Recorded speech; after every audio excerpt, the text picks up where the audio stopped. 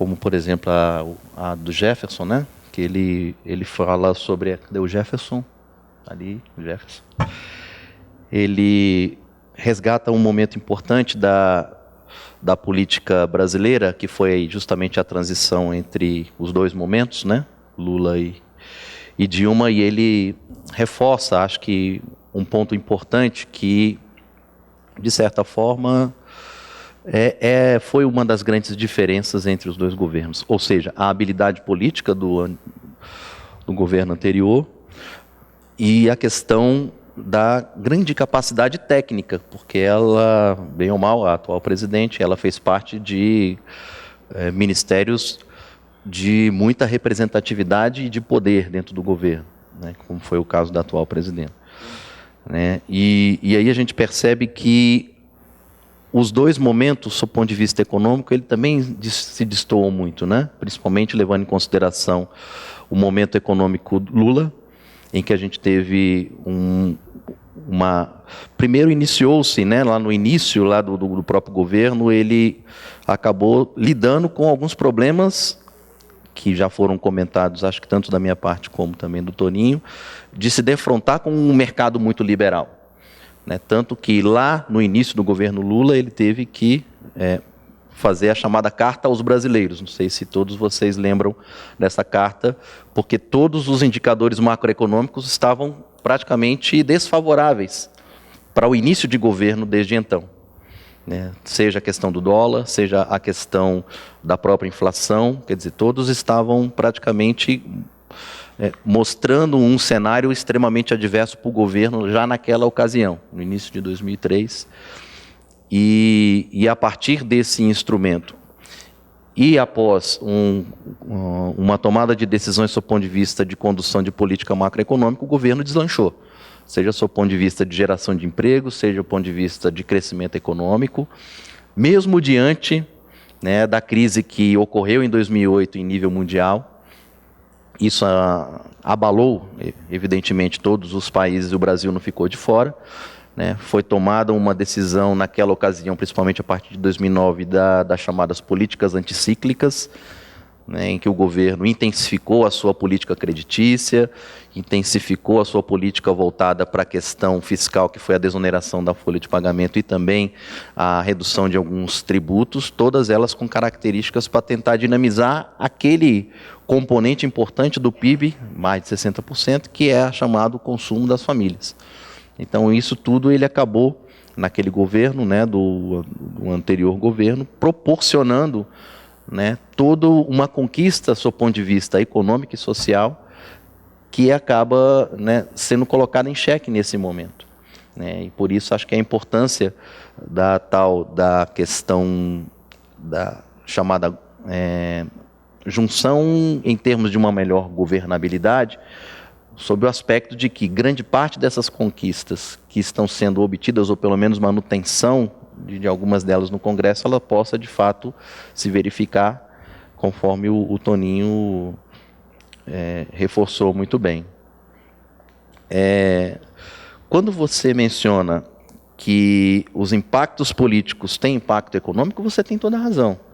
Eu acho que muitos de nós acabamos adotando a ciência econômica, por exemplo, como uma ciência exata. E muito pelo contrário, né? Muitos não têm ideia da dimensão política que a economia tem. Mesmo porque grande parte das decisões políticas importantes, elas têm características e têm cunho econômico. Exemplo, quando a gente discute um orçamento público, apesar de toda a tecnicidade presente na discussão de um orçamento público, uma lei antiga, né, o fato dela ser ainda, até o momento, agora que vai ter a questão do orçamento impositivo, né? Mas o orçamento ele era praticamente uma peça em que o governo ele estabelecia as prioridades dentro dele, inclusive do ponto de vista de concessão de recursos para determinados partidos políticos que viessem atender ou não alguns objetivos que estivessem estabelecidos do ponto de vista da condução política do governo. É uma peça política, apesar de ser uma peça técnica, porque a sociedade ela acaba tendo um papel importante de se inserir na definição das políticas que o governo desempenhará ou desenvolverá em termos de políticas públicas para a sociedade para os próximos anos. construção de hospitais, concursos públicos, investimentos públicos. Quer dizer, são questões que são mais de caráter político e que têm, evidentemente, muitos reflexos econômicos. E aí você comenta também uma questão que o movimento sindical, eu creio que tem uma grande deficiência e nós estamos perdendo muito espaço, que é a questão da comunicação.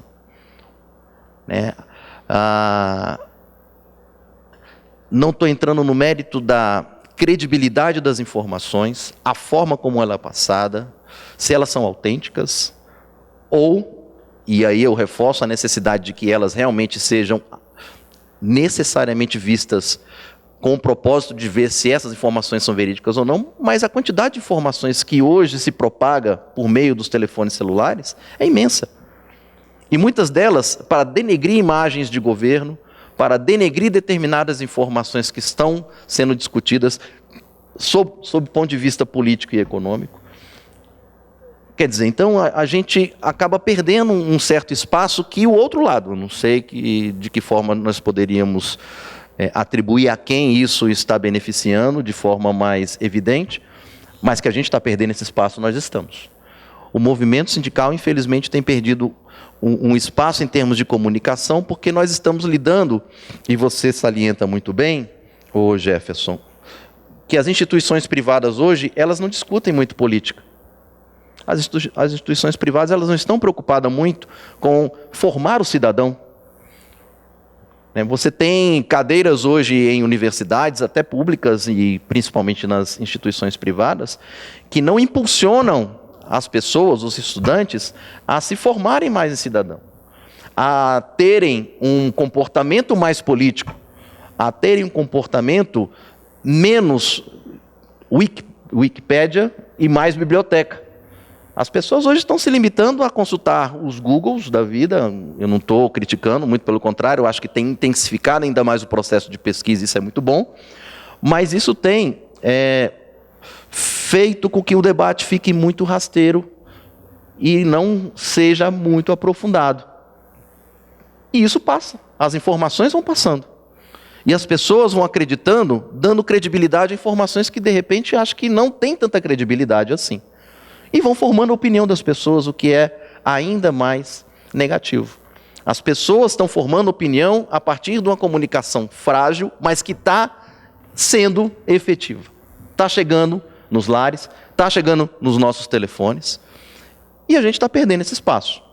O movimento sindical, principalmente, tendo em vista que hoje, se for feita uma pesquisa junto à população para medir o nível de, digamos, até que ponto a sociedade ela acredita mais em determinadas instituições, infelizmente o movimento sindical ele não está, como em outros momentos, no topo da lista. E aí, acho que isso se deve muito ao que o Jefferson salientou muito bem, que é a perda que nós estamos tendo, seja do ponto de vista de comunicação, e principalmente do ponto de vista de que as instituições privadas hoje, elas não impulsionam, não fazem com que o debate político ele prospere. Mesmo porque acho que a gente tem também uma característica de que grande parte das instituições privadas, elas têm investido mais em um outro debate que eu acho complicado, que é a questão dos ensinos técnicos. A questão do Pronatec da vida, que tem formado muitos dos trabalhadores com características para atender o mercado para aquele determinado momento, e esquece-se também o grande debate da possibilidade de que as pessoas venham a se inserir também nesse mercado de trabalho da forma que também tenham cidadania, o que eu vejo com grande preocupação. Ontem, por exemplo, eu estava vendo um debate envolvendo as questões de dificuldade econômica que a Europa vem apresentando e a postura da Alemanha, do ponto de vista educacional, para tentar contornar esse problema econômico que ela também tem vivenciado. E hoje, não podemos esquecer que a Alemanha representa, acho que a quarta ou quinta maior economia, quarta economia mundial, e de certa forma ela vem segurando um pouco a crise europeia. E lá dá-se uma preponderância muito grande do ponto de vista da educação, do ponto de vista técnico. O que eu vejo com muita preocupação de repente, você estereotipar um modelo como o alemão e trazer para o caso brasileiro. Né? Quer dizer, você vai estar formando ainda mais pessoas que possam, talvez, estar gabaritadas para determinados afazeres técnicos e ainda com a qualidade muito questionável, se a gente confrontar esses dois tipos de escolas, né? Seja do seu ponto de vista histórico, seja do seu ponto de vista da sua metodologia, seja do seu ponto de vista do seu objetivo de formá-lo como cidadão e também trabalhador. E as escolas, infelizmente, instituições privadas hoje, elas têm algumas características que me preocupam bastante. Muitas delas estão se juntando com instituições de fora. Instituições privadas aqui, brasilienses e também outras, elas estão passando por processos de fusões em que grandes grupos internacionais estão comprando instituições brasileiras e adotando uma metodologia estrangeira na educação brasileira. Cresce muito também o fato de que as instituições privadas elas estão muito preocupadas com os aspectos mais gerenciais, busca de produtividade, redução de custos, e pouco preocupadas com a formação do próprio aluno. Pouco preocupadas com a formação do estudante, né, para se inserir não apenas no mercado de trabalho, mas de forma a se inserir no mercado de trabalho com qualidade, né? É o que, felizmente, ainda nós temos, sobretudo nas universidades públicas, né? Apesar das limitações que nós temos, que o Toninho reforçou muito bem, de termos poucas universidades para atender um conjunto muito grande de demandantes para essas instituições com essas características. O José Wilson fez um ótimo retrospecto da questão da elite brasileira golpista, né, vindo desde a época da própria Getúlio Vargas, e também salientando o momento Jango e alguns momentos importantes da política brasileira em que nós tivemos, né, algumas mudanças de poder, mas manutenção ao mesmo tempo. E eu queria reforçar nessa fala do José Wilson que nós passamos também por um momento atual da economia brasileira em que esse debate ele aflorou bastante. Não só esse muito bem salientado da elite brasileira, mas o fato de que algumas classes que, com essa política econômica nos últimos anos, por ter sido mais favorável a determinadas classes sociais, elas acabaram incomodando outras classes sociais. Né? Então, a gente percebe que, nos últimos anos, dado o dinamismo do mercado de trabalho, dada a questão das pessoas estarem, até pouco tempo atrás, se programando para estudar mais, não pressionando o mercado de trabalho, você tem um crescimento da renda que possibilitou, independentemente da forma que isso ela se deu, mas deu acesso a determinados bens de consumo, duráveis ou não duráveis, que não se tinha acesso até pouco tempo atrás, e se incomodou determinadas classes sociais, infelizmente. Isso incomodou bastante, a ponto de que, né, mesmo com o advento e uma melhoria em determinadas leis trabalhistas, sobretudo das empregadas domésticas, como foi o caso do que o Toninho salientou muito bem, e também a inserção da classe média, muitas estatísticas elas são salientadas e os números são também diversos, mas dizem até em 100 milhões de pessoas que se inseriram na chamada classe média brasileira. Isso incomodou a classe A e a classe B, porque elas também tiveram acesso a determinados bens que estão engarrafando o trânsito, né? Não permitindo, por exemplo, que o debate sobre mobilidade urbana se intensifique ainda mais. Quer dizer, você permitiu um acesso que até então não era possível para uma classe social, principalmente a classe média, que fez com que esse elemento citado pelo José Wilson aflorasse muito nesse momento, do seu ponto de vista econômico. E aí, o José Wilson também faz uma provocação muito interessante, porque assim, a gente percebe que o pacote, todas as medidas que o governo adotou nos últimos meses, grande parte delas tem um aspecto, pelo menos no primeiro momento, e os números mostram isso, recessivos ou de estagnação ou retração econômica. Mas as projeções que se colocam para os próximos anos, evidentemente que é difícil colocar a bola de cristal para adivinhar determinados números, mas tendências acho que é muito importante a gente tentar analisá-las, né? A tendência que se coloca para os próximos anos, e o governo aposta muito, é que essas políticas elas tenham característica de diminuir a dívida pública. Hoje a dívida pública brasileira é em torno de 63% do produto interno bruto. O governo aposta que com essas políticas isso vá diminuir e isso se constitua em um elemento para impulsionar os investimentos externos, porque um dos elementos importantes é que as empresas de fora, a gente não pode esquecer que o ambiente globalizado acaba possibilitando que empresas que estão lá fora façam também investimentos na economia brasileira, e um dos elementos importantes que é avaliado do ponto de vista dos investimentos é o risco país.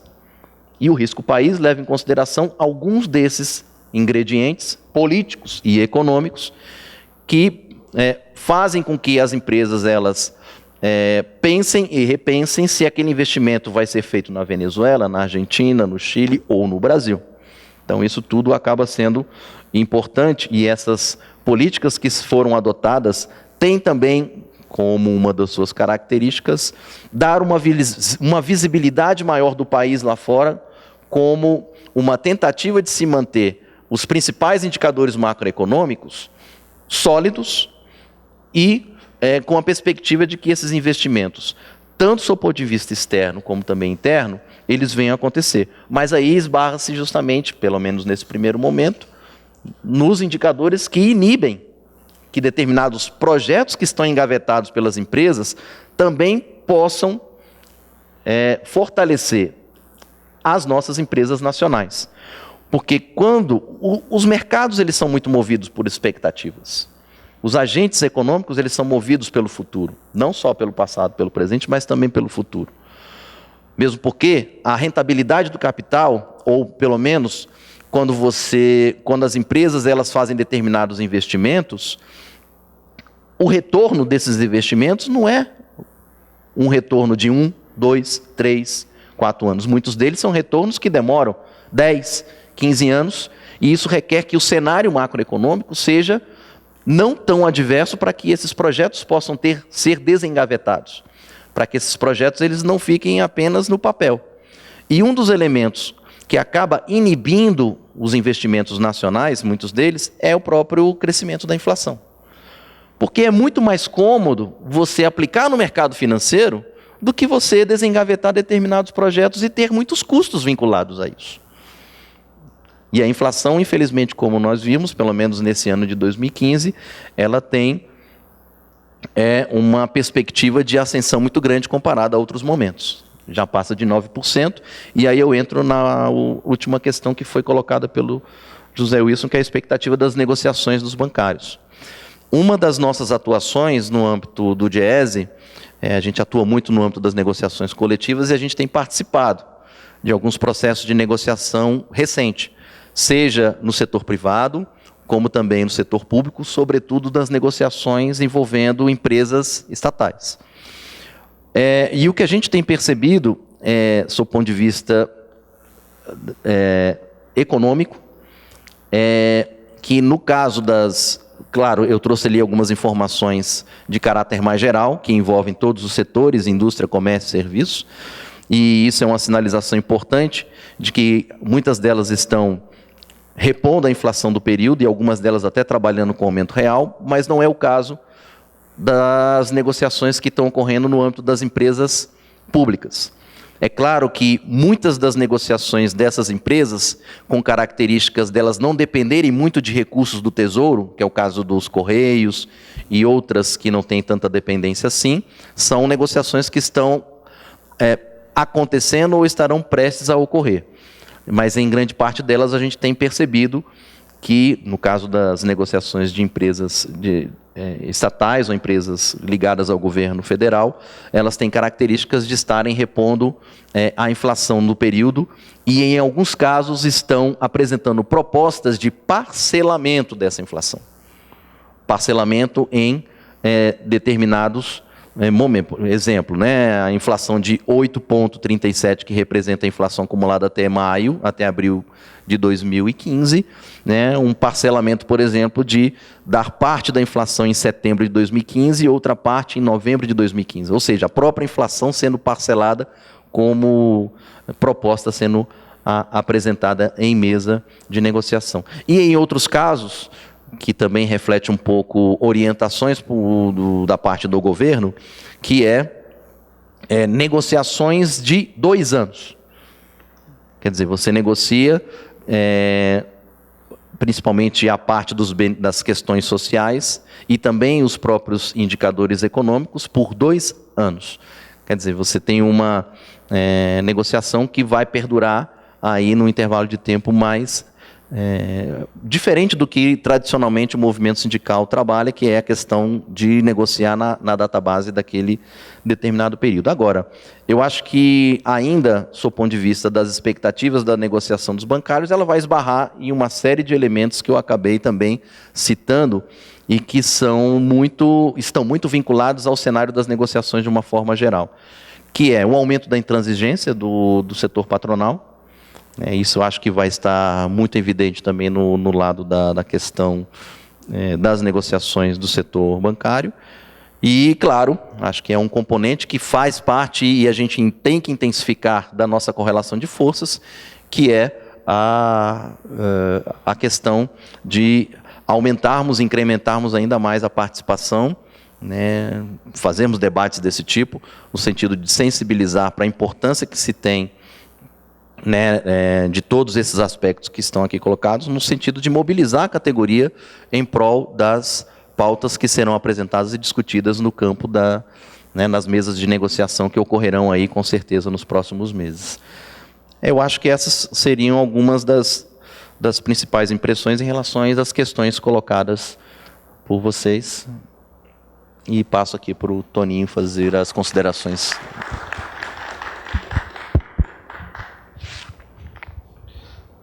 Acho que o Max já respondeu adequadamente a maioria das perguntas. Vou apenas tecer rápidas considerações em relação a alguns dos tópicos. Por exemplo, o primeiro aspecto, a diferença entre Dilma e Lula. Um político e outro técnico. Isso faz uma diferença brutal. A presidente Dilma foi escolhida candidata a presidente da República porque os nomes que estariam na linha sucessória automático foram alvejados pela chamada ação penal 247, chamado mensalão, 470, chamado mensalão. E aí a Dilma foi chamada para assumir porque era inatacável do ponto de vista ético e moral e era reputada como alguém tecnicamente muito preparada. Acontece que a Dilma tem um problema que é insanável, que é a autossuficiência. Ela não escuta nem confia. Faz um esforço doentio para entender as coisas, estuda, e isso, o presidente da República, o bem mais precioso é o seu tempo. Se a presidente faz papel de assessor, não sobra tempo para ela articular, governar, ouvir, dialogar, etc. Então, esse é um problema insuperável da presidente Dilma, que, como técnica, seria excelente, mas como presidente, e numa conjuntura com esse desafio, é muito complicado. O aspecto político interfere na economia? Claro que interfere. Quando você instala uma CPI do BNDES, dos fundos de pensão, da Petrobras, você imobiliza essa instituição. Ela deixa de investir. Se deixa de investir, ela deixa de produzir resultados. Os marcos regulatórios são feitos na política, ele interfere no resultado. Então, essa relação é absolutamente intrínseca. No passado, o capitalismo separava o poder político do poder econômico. da onda neoliberal para cá, o poder econômico tem se apropriado da política exatamente para fazer com que o Estado se limite a criar regras que dê liberdade à iniciativa privada. Quer dizer, desregulamentar direitos e regulamentar restrições. A questão da mídia. A mídia é tendenciosa, eu disse isso aqui, mas nós somos os principais responsáveis por não termos nos credenciado como interlocutor da opinião pública. A esquerda brasileira, os sindicatos, né, ficaram numa postura extremada no governo Dilma e Lula. Ou estava 100% contra ou 100% a favor. E quem é extremado não se credencia em hipótese nenhuma para ser interlocutor e de coisa nenhuma, porque ele é estigmatizado. A imprensa, 90% parcial, 10% imparcial, foi perante a opinião pública quem se credenciou e aí fez o que vem fazendo. E a mídia, é bom dizer isso claramente, desde que o Fernando Henrique modificou o capítulo da Constituição que trata da ordem econômica brasileira, as empresas de comunicação no Brasil passaram a poder atuar em áreas que antes eram proibidas. Até as reformas da ordem econômica, o detentor de um veículo de comunicação ele não podia ter outro negócio. Como em alguns países do mundo ainda é assim. Aqui liberou geral. E quando veio essa abertura, o que estava acontecendo? Estava acontecendo as privatizações de energia, de telecomunicações, petróleo, etc., mineração e tal. E os empresários falidos, mas com prestígio, porque tinham um veículo na mão, não pagavam impostos, etc., conseguiram que recurso do BNDES fosse fornecido e eles passaram a ser sócio, parceiro de grandes negócios. Então usam a mídia hoje mais para defender os interesses ideológicos do negócio, que é o prioritário dele, do que propriamente como uma fonte efetiva de renda, até porque muitos deles estão em dificuldades monumentais. Você pega o Grupo Abril, o maior investimento do Grupo Abril é na área de educação, né? Então, você tem todos esses aspectos que contribuem. A construção ideológica da educação.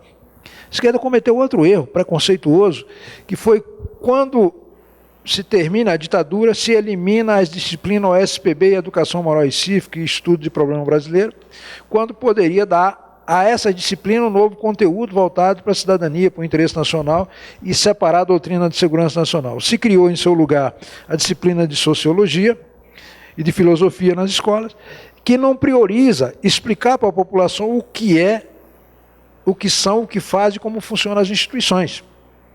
Se o cidadão não sabe quais são as instituições do Estado e o que ela faz, ele não é cidadão nem aqui, nem em lugar nenhum do planeta, mesmo em países liberais.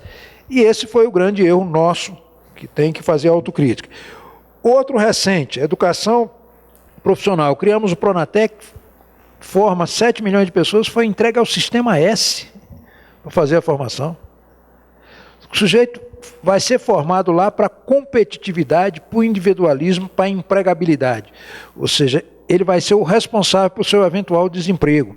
Então, ele não vai pensar como cidadão, como integrante de uma classe, como alguém com uma visão solidária, com espírito de associativista, de participação, nada disso, ele vai ser doutrinado. E as nossas entidades não pedem sequer para alterar o currículo.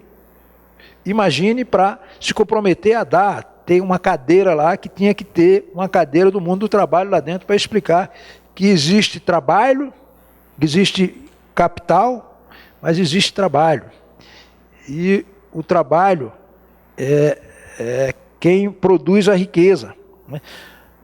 Nós temos, então, esse problema grave que precisa resolver rapidamente, que é de formação de quadros. Os movimentos estão envelhecidos. Se você for verificar no nosso movimento quais são as lideranças que você pode contar daqui a 10, 15 anos, não tem quase ninguém, né, com visibilidade ou com projeção, etc. Impeachment. O Aécio está insistindo e vai utilizar o programa de televisão para a rede de televisão porque quer mesmo restabelecer o terceiro turno, está ressentido, está agindo com fígado, mas também está com medo de que seja um fiasco. Porque se for um fiasco, tudo isso que está sendo projetado aí, né, do ponto de vista de impeachment, etc., vai perder muita consistência, porque a população, embora retoricamente nas pesquisas diga uma coisa, não estão indo efetivamente para a rua. Então eles estão querendo levar a população para a rua para fazer esse protesto de modo mais consistente, mas não estão interessados diretamente no impeachment, porque se tivesse, já teriam dado entrada. É uma formalidade apenas, a entrada lá. A direita é golpista? É. Agora, a massa foi para a rua, também negando a política, eu concordo que foi, mas ela fez política ao negar a política. Então, é um ato de alienação, mas tinha um objetivo concreto, que era pedir mais Estado, mais governo, mais serviço de qualidade, mais políticas públicas, mais ética, etc. Tal. E que isso é uma pauta da esquerda. Tinha lá uns malucos pedindo volta de militar, tinha um bocado de alienado lá, mas majoritariamente a pauta original era o quê? Era fazer com que o Estado use o seu poder de regulação e não permite que as empresas de ônibus façam a extorsão que fazem dos trabalhadores, né? Então a origem era isso. Foi muito filho da gente, que a gente estava incomodado porque nunca fez um protesto e mandou, vai meu filho, vai lá também e tal. É verdade. Mas foi mais de 1 milhão de pessoas. Isso não pode ser subestimado. Não pode dizer isso. Bom, isso é manifestação da direita, golpista. Não é isso, não. Aquela manifestação lá tinha um propósito que, se a gente tivesse tido o discernimento necessário, mesmo tendo sido rejeitado nas manifestações, teria canalizado isso, né, e assumido essas bandeiras para evitar que pudesse deixar brecha para que a direita assumisse isso. Então foi pedir mais governo, mais Estado, mais serviço público, mais intervenção e tal. A população teria ido para as ruas se ela tivesse atendido em suas 4 dimensões da cidadania? Não teria ido. Então não pode dizer que é uma questão de natureza apenas ideológica. É também de necessidade, de insatisfação. E a gente precisa ter clareza disso, porque se não fizer essa autocrítica, nós vamos ter problemas seríssimos, gravíssimos, porque não vamos enxergar o que os nossos inimigos estão fazendo. A questão Aécio-Alckmin. É claro que vai ter uma disputa lá no PSDB, Aécio, Alckmin, Serra, que pode eventualmente sair de partido, mas tem um outside aí que pode surpreender. A população está carente de gente com perfil autoritário, populista. Então você tanto pode correr o risco de sair um extremado pela direita, o Bolsonaro, não acredito que se viabilize, mas está com 5% de intenção de voto, isso é assustador, um Caiado que está fazendo um espaço lá no Congresso Grande, mas eu acho que vem pelo Ciro Gomes. O Ciro tende a se filiar ao PDT, ele e o irmão dele têm uma postura de enfrentamento, não tem papa na língua, e parece que a população gosta muito desse tipo de perfil, especialmente no momento dele. Então, esse é o tipo de gente que realmente preocupa no momento desse, porque vem sem base social, sem base política, e pode ir eventualmente para uma aventura, né? Então, esse é o quadro que a gente teme e vê. A presidente Dilma, quando assumiu, havia um ambiente de extrema rejeição ao ex-presidente Lula, da classe média, da imprensa, mas não tinha do empresariado. Ela conseguiu atrair a simpatia da imprensa da classe média, porque prometeu meritocracia, intransigência no combate à corrupção, prometeu não se relacionar com países que não praticassem democracia. Ou seja, ela fez um discurso que se pacificou e pacificou o país com a classe média. Então ela teve, em dado momento da trajetória dela, o apoio de todos esses segmentos, mas errou na condução da economia quando quis transpor do sistema financeiro para outra área da atividade econômica, uma coisa que para o mercado é inaceitável. Para eles é sagrado não interferir na margem de retorno dele. Então errou nesse processo, errou na relação, e a gente tem que reconhecer isso. E não teve ninguém, e nenhum, eu digo a vocês, nenhum assessor, nenhum ministro da Dilma tem coragem de alertá-la sobre seus erros. As pessoas morrem de medo. Como é que você tem um presidente da República em que os seus auxiliares não têm coragem de adverti-lo sobre determinado assunto? Eu tenho um amigo que foi assessor dela durante 2 anos. Ela não, do Lula, do posto estratégico na Casa Civil. Primeira reunião que ele foi, o Zé Disseu levava para o despacho o Toffoli e o Luiz Alberto, 2 subchefes. Perguntava para o Zé em relação à lei. Primeira pergunta, o Zé explicava, primeira pergunta que ele fazia: já conversou com quem é beneficiado e quem será afetado por essa lei? Aí, conversei. Aí pergunta para os outros, qual é a sua opinião sobre isso? Aí cada um dava a sua opinião, ele convencido assinava. Se não tivesse convencido, converse novamente. Então, ele sabia qual seria o tipo de reação à sua iniciativa, porque os interlocutores, as pessoas foram ouvidas, e onde tinha resistência foi apaziguado, foi resolvido, foi negociado. Dilma não escuta ninguém, nem os assessores dela, muito menos o pessoal externo. Sou autossuficiente, banco e se dane. É a filosofia de um guerrilheiro, né? que é natural que ele seja forte, duro, autossuficiente, e aí pega a condição de mulher que não pode ser frágil, porque se for como chefe de Estado, chefe de governo, líder da nação, vai ser desrespeitado, e aí toma uma postura muito dura. Mas isso é um erro, tem que dialogar. Presidente que não dialoga não faz política, presidente que faz política não sobrevive. Né? E hoje nós estamos numa contingência em que as pessoas não querem derrubá-la, mas querem. Eu tenho uma informação que um presidente de partido foi aos marinhos lá da Rede Globo, chegou para ele e disse: olha, eu vim aqui, sou presidente de um partido, quero cobertura para derrubar a Dilma. Aí ele falou: não conte conosco para isso. Agora, se quiser botar o PT e o Lula na lama, conte integralmente conosco. Ou seja, a rede de televisão se colocou à disposição. Então não está preocupado com o que está hoje, porque o que está hoje é conveniente. O presidente fraca, eles vão arrancar todas as concessões. Preocupado com a perspectiva que pode ter de poder lá na frente. Então, querem eliminar. O que está em jogo é exatamente isso. É eliminar um discurso diferente do discurso único do neoliberalismo. Então há claramente uma ofensiva neoliberal, e se a gente não tiver clareza e não tiver unidade de ação e humildade, né, para reconhecer erros, corrigir cursos, trajetórias, etc., vamos ter uma experiência a partir de 2019 muito preocupante, seja com o neoliberal, seja com um populista que, sem compromisso com organizações sociais, com partidos políticos, etc. E vai ter curta duração, certamente, e o atraso quer dizer, uma postura dessa vai prejudicar o desenvolvimento do país.